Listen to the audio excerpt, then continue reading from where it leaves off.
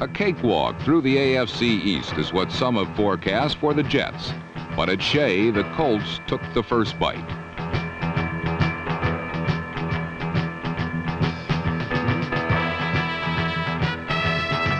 Soon, however, rookie wide receiver Johnny Lamb Jones, number 80, showed off the receiving skills that have sent the Big Apple buzzing.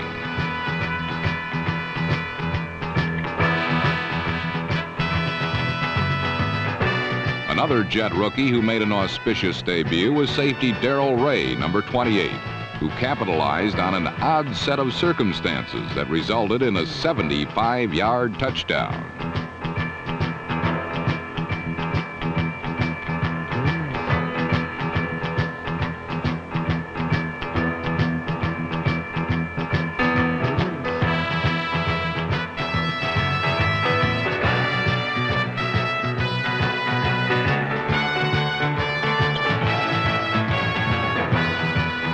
The Jets were seemingly making good on preseason promises by placing an accent on youth.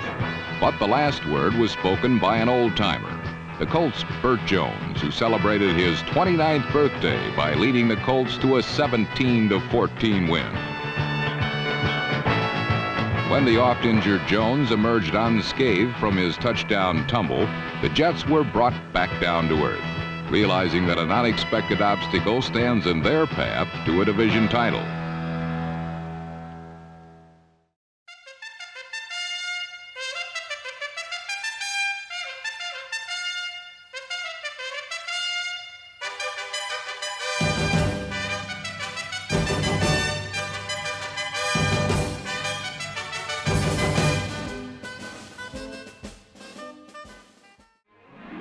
Bringing up the rear is a trait also attributed to the Buffalo Bills, but they're off the mark quickly after 4 straight seasons of last or next to last place finishes.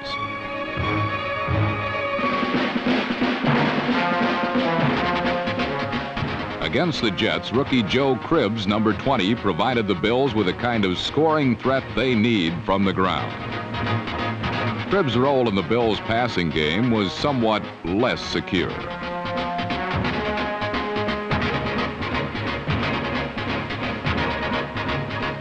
But Joe Ferguson didn't really need Cribbs to move the ball in the air, not when he had weapons like Reuben Gant, number 88.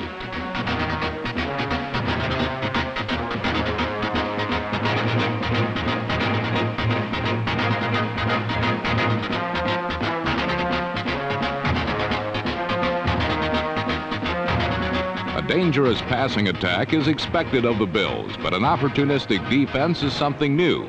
When number 38 Jeff Nixon stole his 4th pass of the young campaign, Buffalo secured an easy 20-10 win. The Bills are clearly on the way up, joining an unlikely new group of NFL movers and shakers who are promising to make 1980 the year of the turnaround.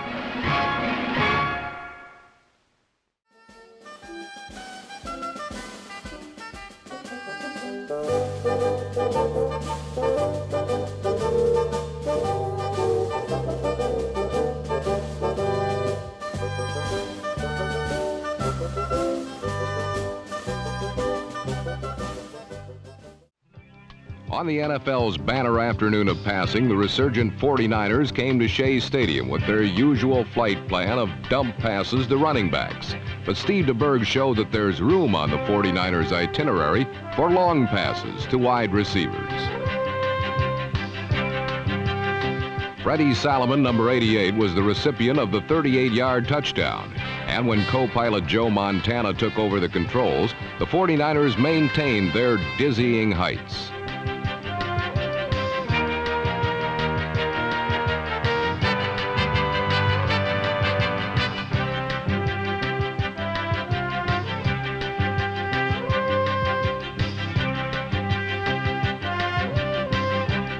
Dwight Clark, number 87, caught both of Montana's touchdown strikes, though on the first, Clark was forced to make a crash landing.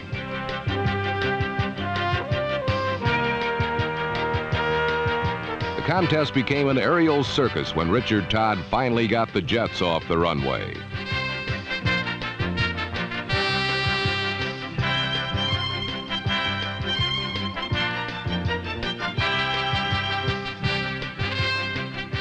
Despite an NFL record 42 completions and 3 touchdown passes, Todd could not steer the Jets to victory. DeBerg and the 49ers proved that they were the ultimate masters of the air with a 37-27 victory.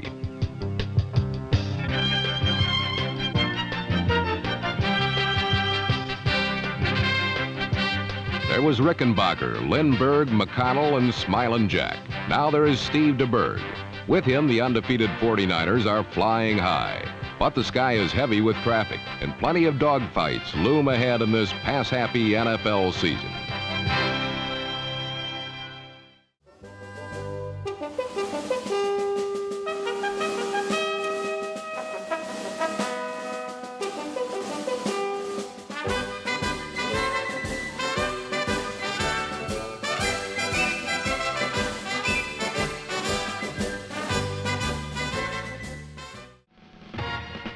The New York Jets have spent the season learning that same lesson. Olympic sprinter Lamb Jones finally showcased his talents, but it could not prevent a 4th straight loss. Richard Todd has amassed some impressive statistics, but he has had to throw 40 times a game to do so. The interception has been Todd's downfall, and the pattern continued against the Colts.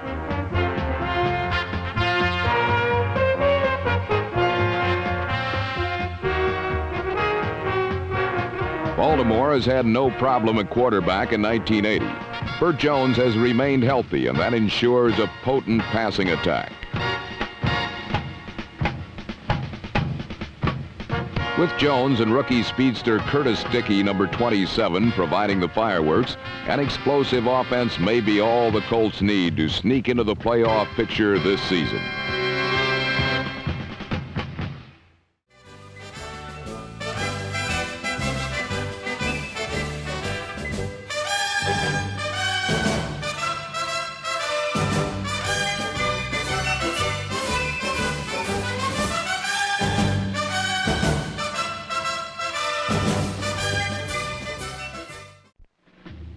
This week, the New England Patriots are home in Foxborough to play their Eastern Division rivals, the Miami Dolphins.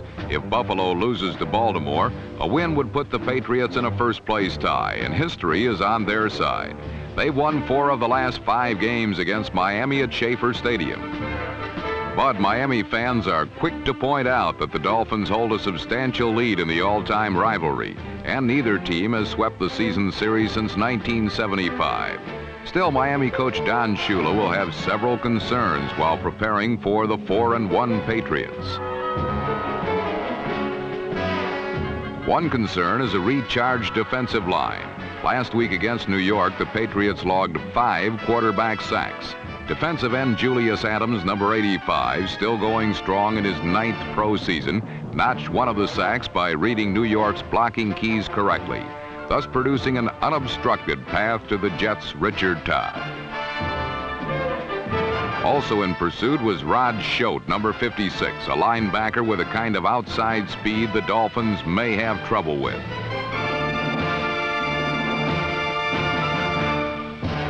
The Patriot defense welcomed back another ace last week, number 40, Mike Haynes, making his first start since ending a long contract holdout.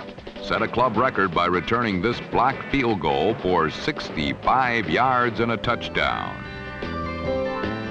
The defense and special teams played major roles against the Jets, as did the offense. The Patriots entered the game with a number 2 attack in the AFC, and both New England quarterbacks did little to tarnish that ranking. Backup Matt Cavanaugh and starter Steve Grogan both moved the team effectively. Before leaving the game with a knee injury, Grogan gave the Patriots a comfortable lead with help from receivers like running back Chuck Foreman, number 22.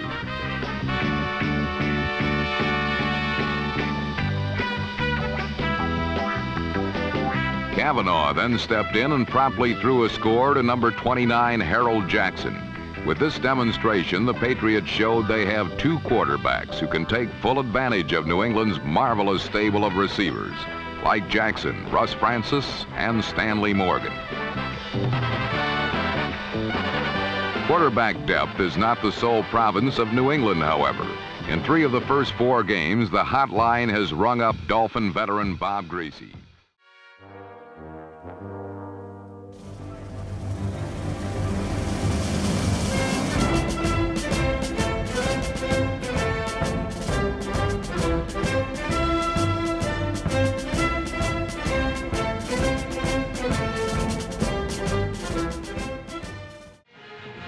York Jets have been heading south all season, so Atlanta seemed an appropriate stop.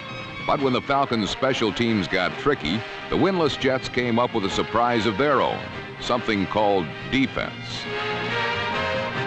The Jets took to this wondrous thing like a caveman to fire. They registered 3 interceptions.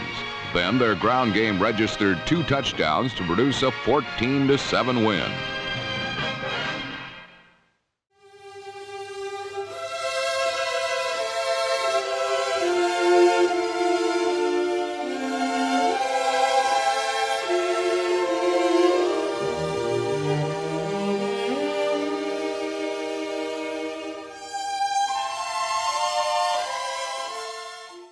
There was also happiness in the Big Apple, where the Seahawks met the Jets. Why were these Hawks smiling? One reason is they always find a way to beat the Jets. A second reason, Seattle is the best road act in the NFL. The Hawks haven't won at home yet, but are dazzling on tour. An understudy like reserve runner Jeff Moore, number 32, can suddenly become a star in this road company.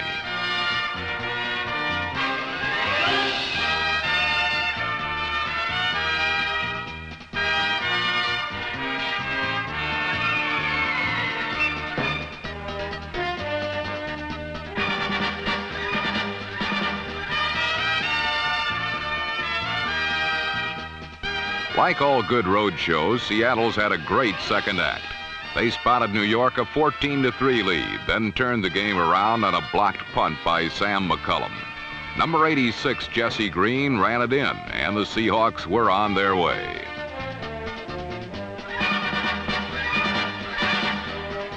The 27-17 Seattle win garnered great reviews and kept them only 1 game behind first place San Diego in the AFC West.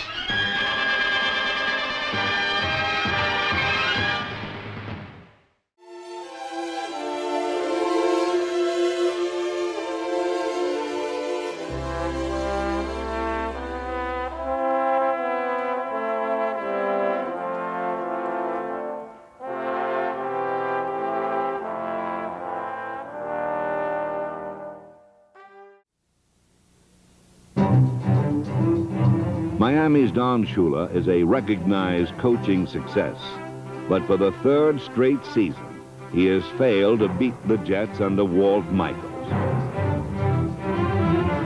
Richard Todd and Scott Durkin ignited the Jets in a Monday night encounter with the Dolphins at Shea.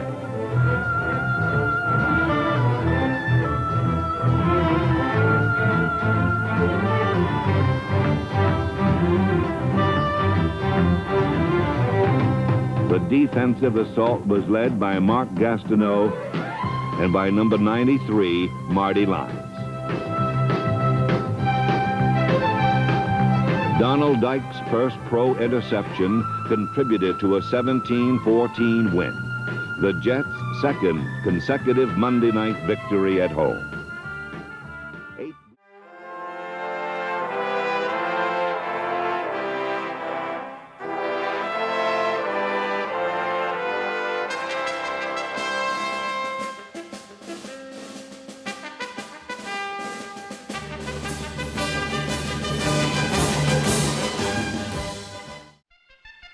New England autumns are always beautiful, and Patriot fans are relishing this one. The New England Patriots have been known in the past for their fast starts and subsequent collapses. This year's team, however, was 6-2 entering last week's game with the Jets, and were tied with Buffalo for the lead in the AFC East. Roland James, number 38, typified the Patriots' penchant for the big play with his 75-yard punt return. The battle-weary Jets were never able to recover from this bombshell. But the most explosive force in the Patriots' arsenal was the quarterback, who was having his finest season after 6 years, Steve Grogan.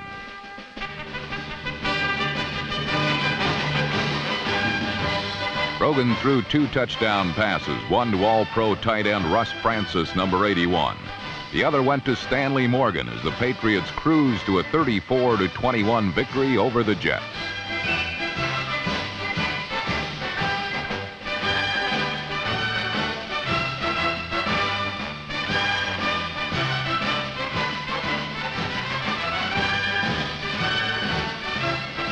order for the Patriots to avoid the letdowns that have plagued them in past seasons, they are going to have to lift their standard of consistency even higher. This especially applies this week for the Patriots' travel to Houston.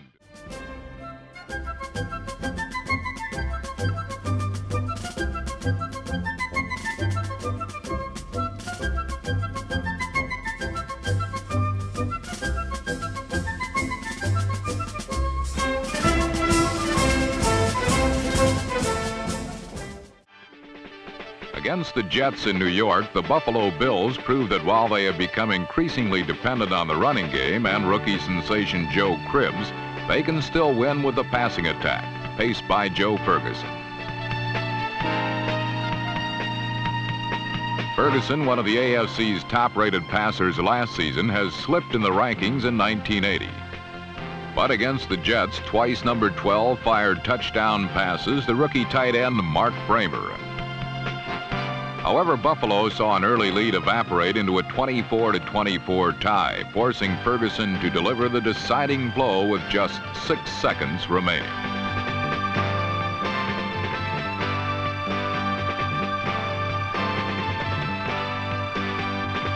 Frank Lewis's reception gave the Bills a 31-24 win over the Jets. And in another look, we see that it was a combination of perfect protection, perfect throw, and a dandy catch.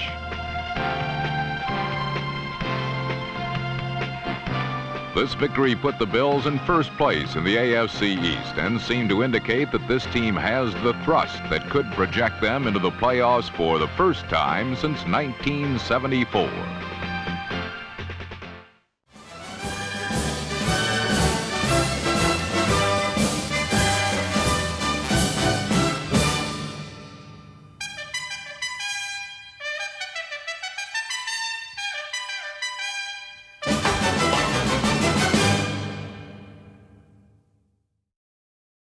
Another breed of horse out west, the Denver Broncos.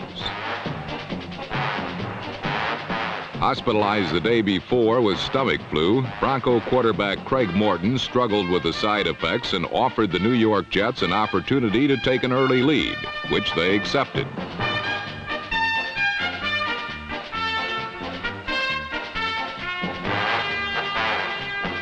The Jets' preseason plan to combine wide receivers Wesley Walker and Lamb Jones, number 80, into twin game breakers materialized briefly in the first half. Jones recorded his first 100-yard receiving day as a pro, and his touchdown earned the Jets a 17-3 lead in the second period.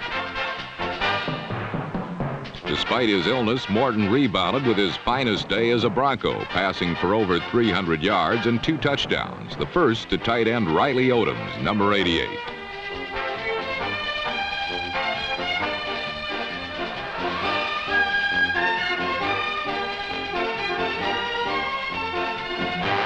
Morton's 16 years in the NFL have left him somewhat less than graceful, but he beat the Jets' pass rush often enough to locate Rob Lytle, number 41, for 33 yards and rally the Broncos to a pair of fourth-period touchdowns, including the game winner to number 80, Rick Upchurch.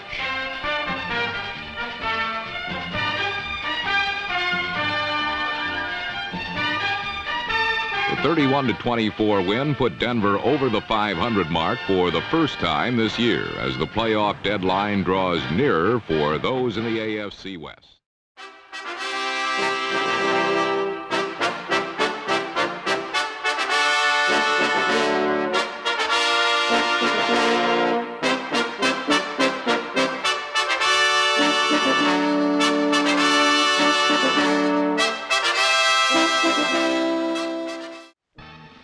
In setting the pace for the AFC Central in 1980, Bum Phillips has adhered to that old Texas saying, "You gotta dance with who brung you."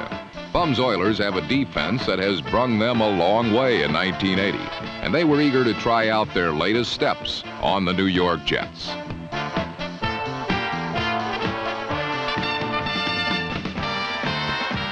A lot of teams enjoy dancing with the Jets because they rarely lead.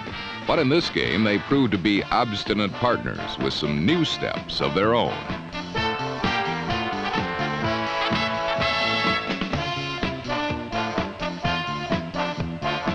Number 48, Ken Schroy, traveled 82 yards with an errant Ken Stabler pass, one of 4 stolen by New York during the game.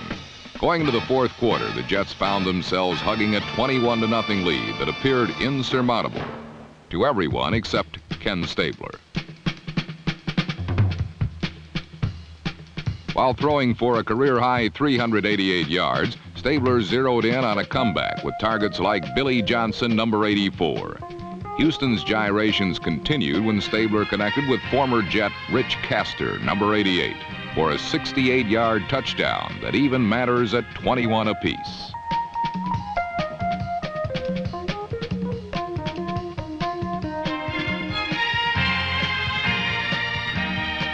It was advantage Jets, however, when Bruce Harper, number 42, turned a Richard Todd screen pass into a 45-yard touchdown with a little over 4 minutes left to play.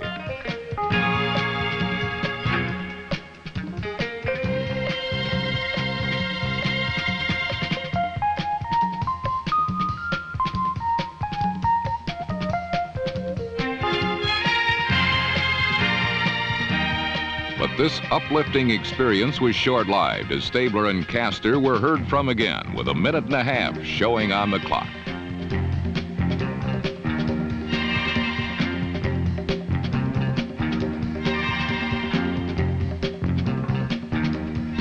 The contest was sent into overtime when the Jets' Pat Leahy missed a field goal with 2 seconds remaining. But Leahy earned a reprieve that brought about the Oilers' execution, with barely 4 minutes elapsed in the extra stanza. The Jets' 31-28 win provided them with a bright spot in the darkly disappointing season, while Bum Phillips was left a little sore for upcoming dances with Cleveland and Pittsburgh as the AFC Central Division race nears the finish line.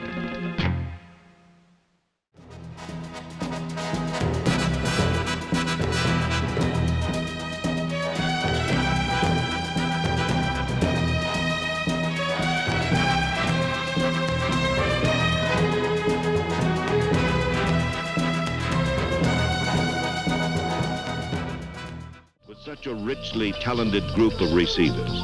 The Rams threw and threw some more. Number 1 draft choice, Johnny Lamb Jones, number 80, averaged nearly 20 yards per reception.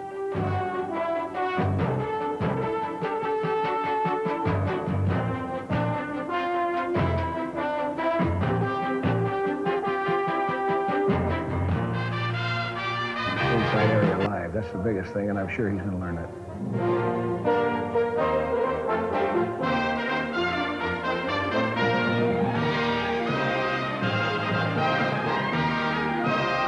This season of self-discovery points to a bright future for Lamb Jones.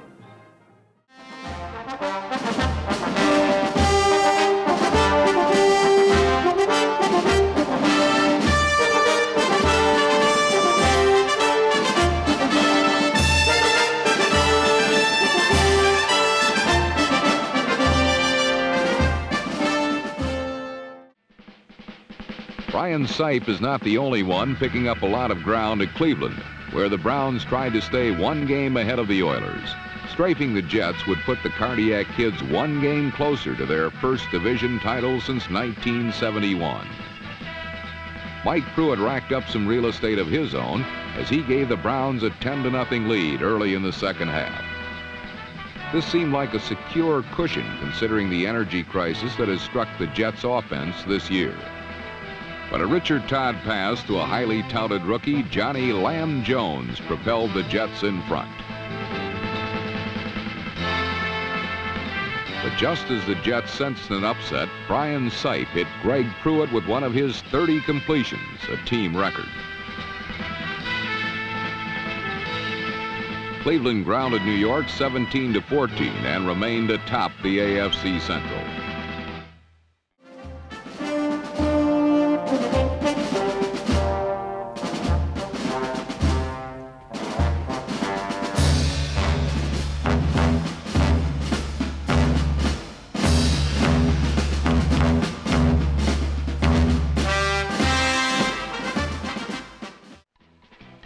Climbing from the disaster of an 0-14 season, the New Orleans Saints hope to resurrect themselves against the New York Jets.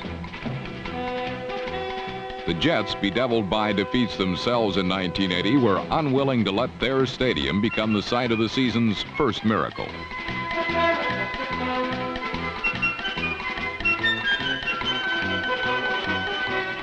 Richard Todd's 31-yard touchdown scramble threatened to deliver New Orleans from whence they came.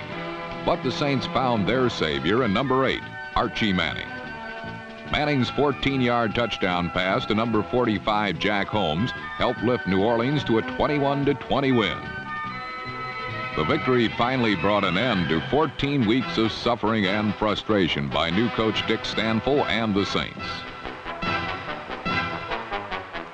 While the New Orleans Saints had ended the NFL's longest losing streak of 1980, the Philadelphia...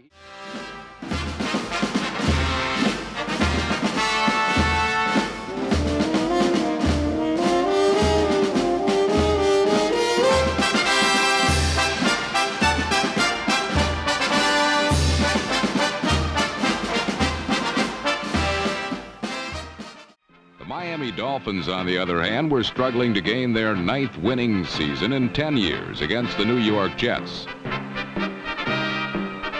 David Woodley's 16-yard touchdown pass to Duriel Harris, number 82, gave Miami a 10-7 second-quarter lead. But that's as close as the Dolphins would come to a winning season. Woodley threw 2 interceptions against the Jets.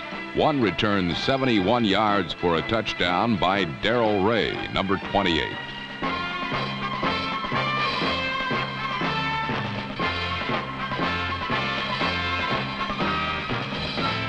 Ray's score boosted the Jets to a 24-17 win, ending the season for two teams that started 1980 with high hopes, but finished stumbling far beneath their aspirations.